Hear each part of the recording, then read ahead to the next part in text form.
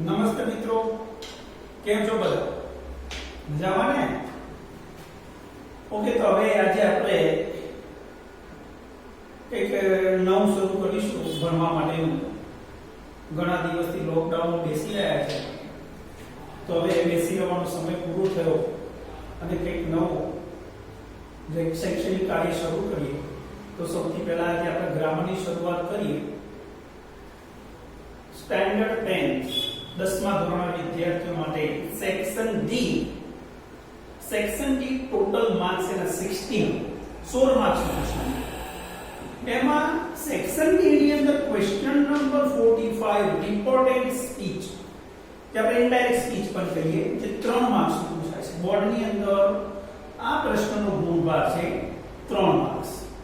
હવે જે reported speech માત્ર 10મા ધોરણના વિદ્યાર્થીઓ માટે નહીં, 9મું, 10મું ધોરણ, 11મું, 12મું, આ બધા ધોરણના વિદ્યાર્થીઓ માટે ખૂબ જ મહત્વનો અગત્યનો પ્રશ્ન છે. એટલે બધા વિદ્યાર્થીઓ આ શીખી શકશે. તો સૌથી પહેલા આપણે રિપોર્ટેડ સ્પીચની શરૂઆત કરીએ છીએ. આજે બધા મિત્રો ધ્યાનથી જોજો અને સમજવાનો પ્રયત્ન કરજો.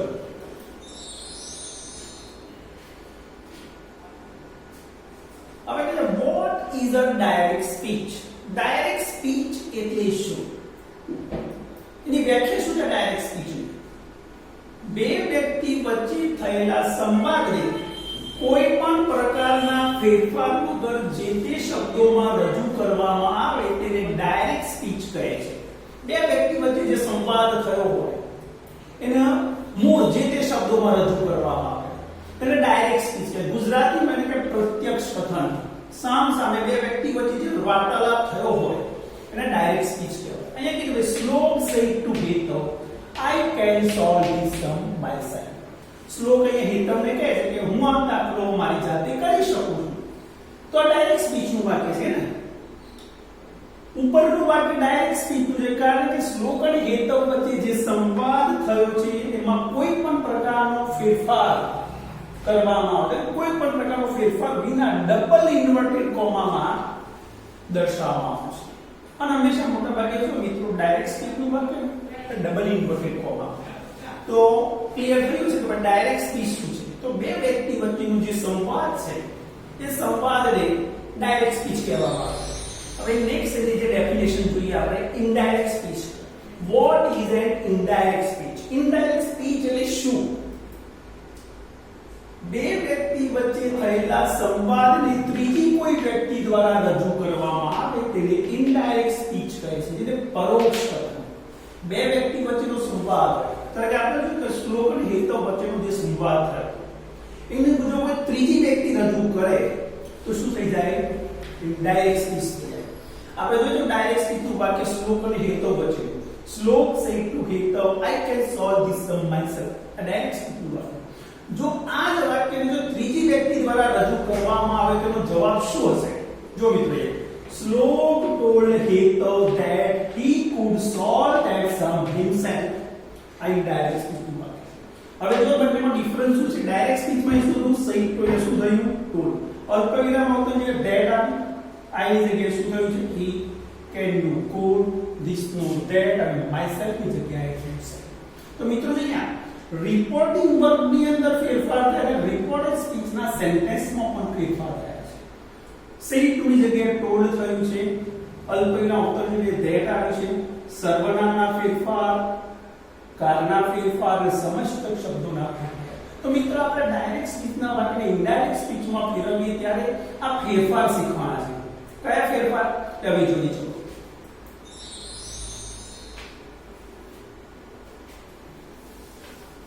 હવે આપણે ઇનડાયરેક્ટ સ્પીચનો અભ્યાસ કરીએ તે પહેલા ડાયરેક્ટ સ્પીચના વાક્ય શું સમજીએ. ડાયરેક્ટ સ્પીચનું વાક્ય કેવું હોય? Let's understand sentence of direct speech. અહીંયા ડાયરેક્ટ સ્પીચનું વાક્ય આપ્યું છે જે આગળ અગાઉ જોયું હોય આપણે, Shlok said to Hetav, I can solve this sum myself. હવે વાક્ય શ્લોક સેડ ટુ હેતવ જે અલ્પવિરામ સુધીનું વાક્ય છે ને રિપોર્ટિંગ વર્બ કહેવાય. શું કહેવાય છે? Reporting verb.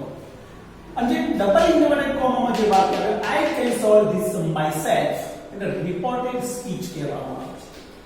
હવે રિપોર્ટિંગ વર્બની અંદર શ્લોક એ સ્પીકર છે, બોલનાર છે, say to જે વર્બ એટલે ક્રિયાપદ છે અને હેત એ લિસનર એટલે કે સાંભળનાર છે. તો રિપોર્ટિંગ વર્બની અંદર ત્રણ વસ્તુઓ છે: બોલનાર, ક્રિયાપદ અને સાંભળનાર. હવે જે અલ્પવિરામ અવતરણમાં એટલે ધેટ સંયોજક તરીકે ધેટ આવે, ઇફ આવે, એ વાક્યના પ્રકાર પ્રમાણે જુદા જુદા સંયોજકો આવશે જે આપણે આગળ ભણીશું. હવે જે ડબલ ઇન્વર્ટેડ કોમામાં જે વાક્ય છે આઈ કેન સોલ્વ ધીસ માયસેલ્ફ, એને રિપોર્ટેડ સ્પીચ કહેવાય. શું કહેવાય? રિપોર્ટેડ. તો જે પ્રથમ વાક્ય છે રિપોર્ટિંગ વર્બ અને આને કીધું રિપોર્ટેડ સ્પીચ. હવે રિપોર્ટેડ સ્પીચ ની અંદર પ્રોનાઉન્સ આઈ જે સર્વનામ છે, કેન સોલ્વ એટલે હેલ્પિંગ વર્બ પ્લસ ક્રિયાપદનું મૂળ રૂપ છે, અને timing verb this A timing verb છે. તો આના ફેરફાર શીખવાના છે. સર્વનામના ફેરફાર થશે, કારના ફેરફાર થશે અને સમસ્ત શબ્દોના ફેરફાર થશે. તો મિત્રો ક્લિયર છે કે ડાયરેક્ટ સ્પીચ નું વાક્ય બે વિભાગમાં વહેંચાયેલું હોય છે. પ્રથમ જે વિભાગ છે એને રિપોર્ટિંગ વર્બ કહે છે, જ્યારે ડબલ અવતરણ ચિહ્નોમાં આપેલા વાક્યને રિપોર્ટેડ સ્પીચ કહેવામાં આવે છે.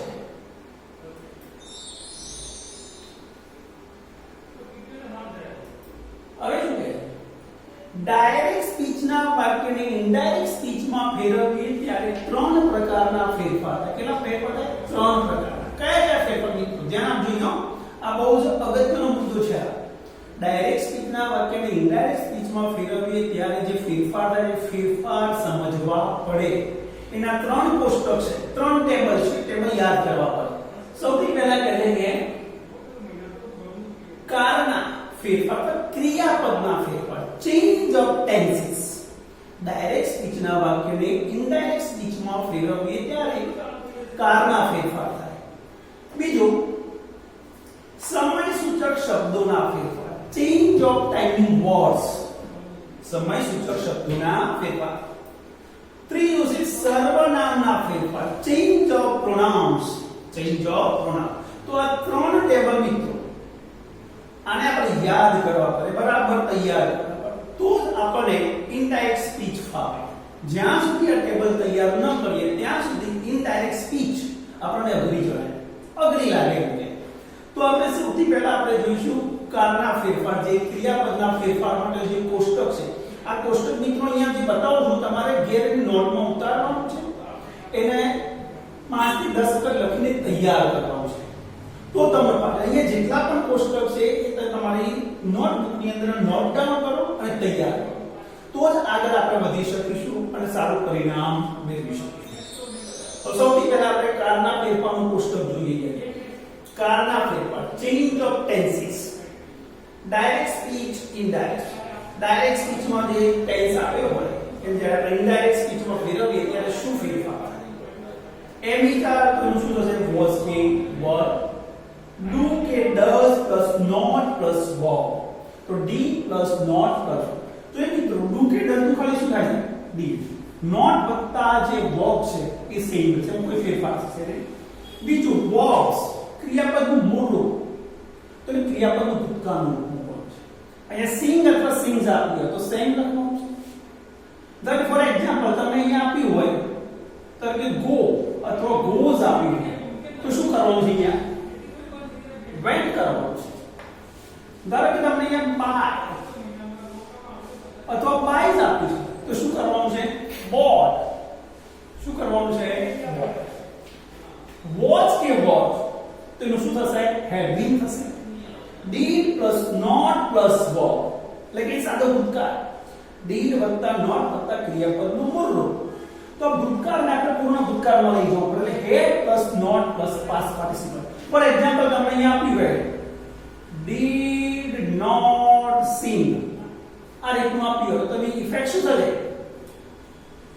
હેડ not some, had not some. એટલે ડી એ ભૂતકાળ સૂચવે છે તો આપણે પૂર્ણ ભૂતકાળમાં લઈ જઈએ હેડ પ્લસ નોટ પ્લસ સમ. એટલે અહીંયા જે ક્રિયાપદનું મૂળ રૂપ એનું પાસ્ટ પાર્ટિસિપલ આવશે અને અહીંયા ડીડી જગ્યાએ શું આવશે? હેડ આવશે. પાસ્ટ ટેન્સ આપે એટલે સાદો ભૂતકાળ એટલે પૂર્ણ ભૂતકાળ છે. ફોર એક્ઝામ્પલ તમને અહીંયા આપ્યું હોય ટુક, તો અહીંયા તમે એટલે હેડ તો મૂકવાનું જ છે અને ટુક નું ટેકન થશે. શું થશે? ટેકન થશે. એટલે ટુક આપે તો હેડ. ફોર એક્ઝામ્પલ તમને ગેવ આપ્યું હોય, શું આપ્યું હોય? ગેવ. તો ગેવ નું પાસ્ટ પાર્ટિસિપલ થશે ગીવ એટલે પણ આપણે હેડ ગીવન લખવું પડશે. શું લખવું પડશે? હેડ ગીવન. હેડ જ આપણે કયું હેડ થશે. શેલ કે વિલ નું શું થશે? વુડ થશે. શેલ કે વિલ તો વુડ. મિત્રો આ તમને કોષ્ટક ક્લિયર થઈ આગળ બીજા ફેરફાર થઈ ગયા આપણે એમાં. હવે જો કેન આપ્યું તો શું થશે? કુડ થશે. મે આપ્યો તો માઇટ થશે. હવે અહીંયા જો આપણે શુડ, કુડ, વુડ, માઇટ અને મસ્ટ આ પ્રકારના જો મોડલ ઓક્સિલરીઝ આપેલા હોય તેમાં કોઈ ફેરફાર થશે ને એ જ આપણે same should, could, would, might અને must. તો આ કારના ફેરફારો કોષ્ટક મિત્રો આ કોષ્ટકને તમારે નોટબુકમાં નોટ ડાઉન કરી 5 થી 10 વખત લખીને તૈયાર કરવાનો છે. તો જ્યારે આપણે વાક્યો સમજીશું અથવા પેરેગ્રાફને જ્યારે ડાયરેક્ટ સ્પીચના વાક્યને ઇનડાયરેક્ટ સ્પીચમાં ફેરવશું ત્યારે આનો આપણે એપ્લાય કરીશું, એનો ઉપયોગ કરી શકીશું અને સારું અને ધારી પરિણામ મેળવીશું. તો પહેલો કોષ્ટક અહીંયા ક્લિયર થયો આપણે કે કારના ફેરફાર. હવે બીજો જે કોષ્ટક છે એને આપણે કીધું જે સમયસૂચક શબ્દોના ફેરફાર. સમયસૂચક શબ્દોના ચેન્જ ઓફ ટાઈમિંગ વર્ડ્સ. એમાં તો સરળ છે એકદમ મિત્રો. ધીસ આપણે તેનું શું કરવાનું છે? ધેટ કરવાનું છે. ધીસ નું શું કરવાનું છે? Those. Here, there, now, then, ago, before, thus, so, today, that. આગળ જોઈએ બીજો આમાં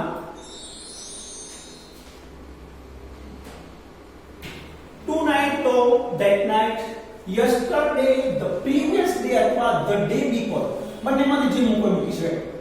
yesterday ની જગ્યાએ તમે the previous day મૂકી શકો છો, the day before પણ મૂકી શકો. last week તો the previous week. મિત્રો એ ધ્યાન રાખજો લાસ્ટ શબ્દ છે એના માટે શું વપરાય છે? the previous. ફોર એક્ઝામ્પલ તમને એવું આપ્યું લાસ્ટ સન્ડે તો ખાલી તો લાસ્ટ ની જગ્યાએ ધ પ્રીવિયસ સન્ડે જવાબ શું થશે? The previous Sunday. ટૂંકમાં લાસ્ટ શબ્દ માટે તમારે ધ પ્રીવિયસ પાછળનો જે શબ્દ છે એઝ ઇટ ઇઝ સન્ડે મંડે જેવું હોય. ધારો કે લાસ્ટ યર આપ્યું હોય last year the previous year. Tomorrow માટે ધ ફોલોઈંગ ડે અથવા તો ધ નેક્સ્ટ ડે કોઈ બી મૂકી શકાય. ટુમોરો માટે ધ ફોલોઈંગ ડે અથવા ધ નેક્સ્ટ ડે.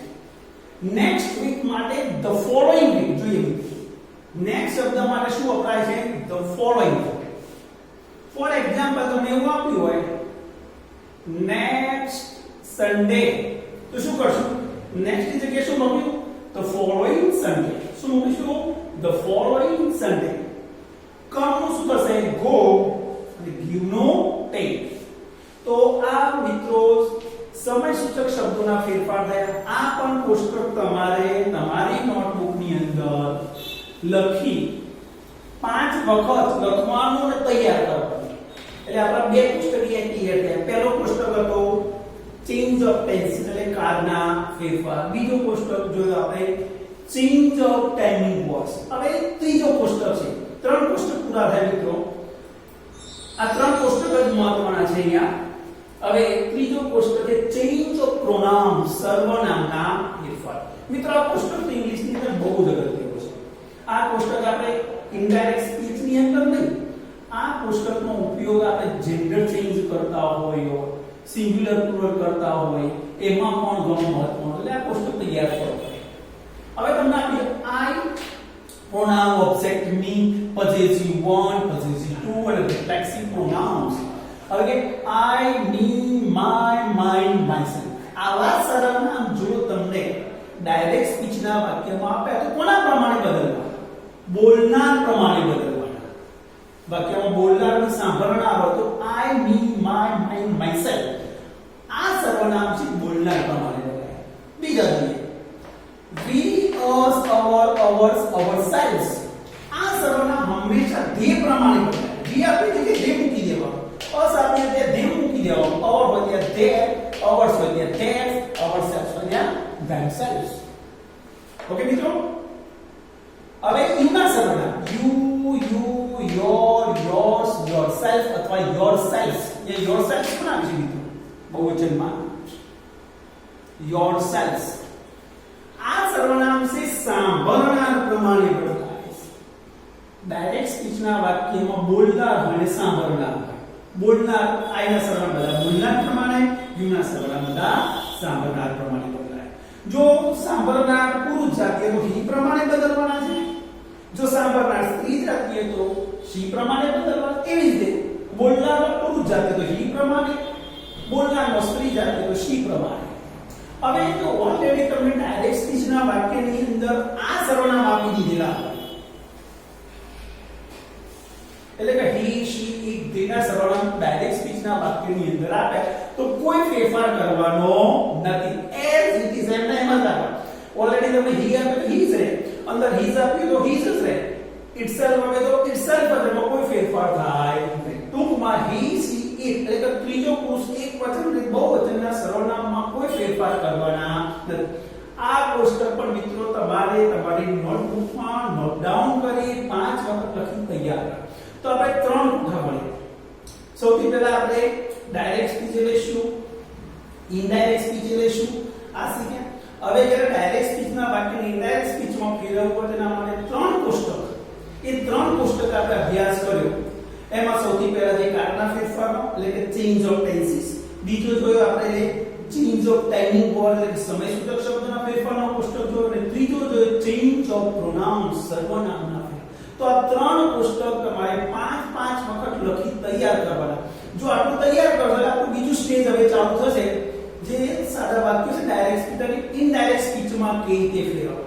એ વાક્યો પણ આપણે વિધાન વાક્યો હોય, પ્રશ્ન વાક્યો હોય, આજ્ઞાર્થ વાક્યો હોય, દરખાસ્ત સૂચક વાક્યો હોય, ઉદ્ગાર વાક્યો, આ વાક્યો આપણે ભણવાના છે વન બાય વન. તો આટલું કામ તમે કરશો તો આપણું નેક્સ્ટ સેશન બીજું જે ચાલુ થશે એની અંદર સેન્ટેન્સીસ આવશે. એ સેન્ટેન્સીસ કેવી રીતે આપણે ડાયરેક્ટ સ્પીચના સેન્ટેન્સ કેવી રીતે ઇનડાયરેક્ટ સ્પીચમાં કેવી રીતે ફેરવવા એમાં આપણે સરળતા રહેશે. પણ જો આ ત્રણ પુસ્તક આવડે તો ઓકે મિત્રો. તો હું આશા રાખું છું કે તમે આ ત્રણ પુસ્તક આજે તૈયાર કરશો તો નેક્સ્ટ સેશનની અંદર જે આપણે આગળ વધીશું એની અંદર તમને તકલીફ પડશે નહીં. ઓલ ધ બેસ્ટ મિત્રો.